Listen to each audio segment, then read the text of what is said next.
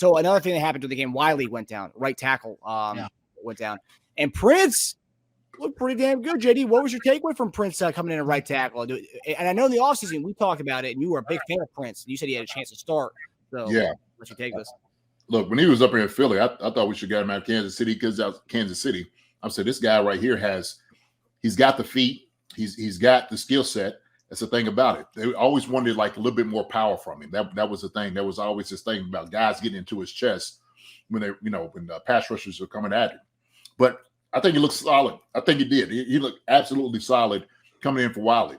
And so it didn't even look like they missed a beat. They didn't even skip one. You couldn't really tell except the number being changed, right? 7. I'm like, ooh, okay. There's Prince in there.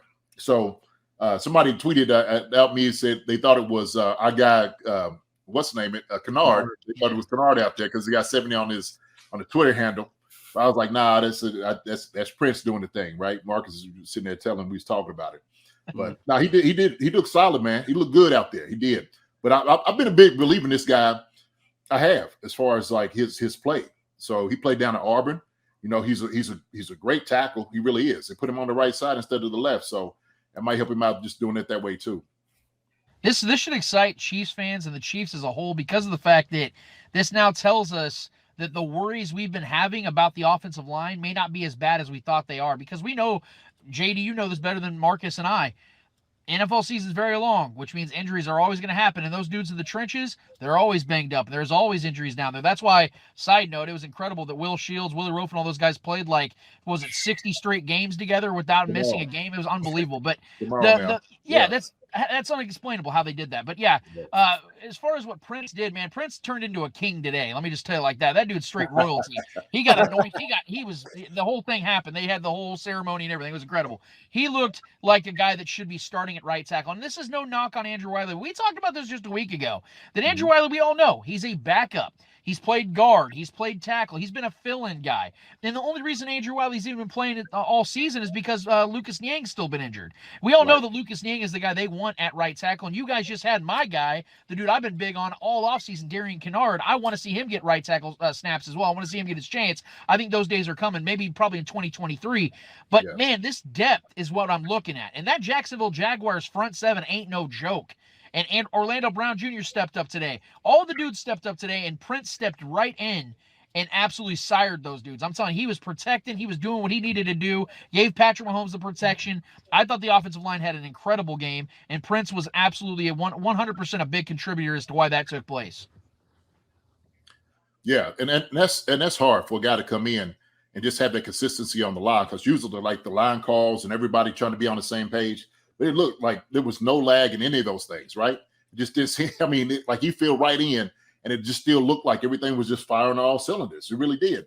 Same thing with the running game. These guys was getting up on the guys and hitting them in the mouth. It was some really good offensive line play. And I think we were kind of talking about that. I think I talked about that on the Dunn segment, just talking about offensive line.